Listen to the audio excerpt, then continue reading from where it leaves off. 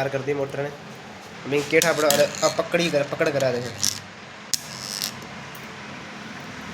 अभी ये ठापड़ो हुई इन करिए था बता सारी डिटेल बता। नहीं देखिए कोने मौका तो लिडा निकली है। ठीक है मैग्नेट सेगमेंट मैग्नेट बना हुई है तो बताइए आपको।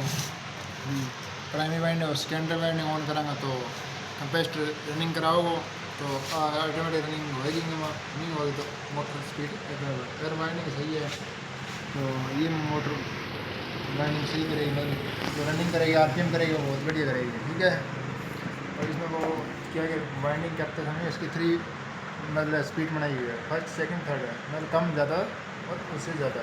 ठीक है हाई स्पीड की, मध्यम स्पीड, मीडियम और लो 3 स्पीड होती है। ठीक है और उसके बाद इसको कंप्रेसर दे देते हैं। ठीक है ये 3 मतलब पॉइंट रहता है इसका।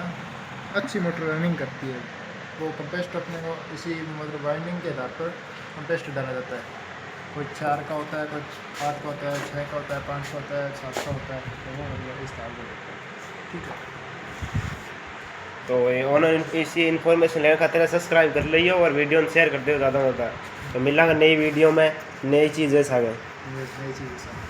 धन्यवाद।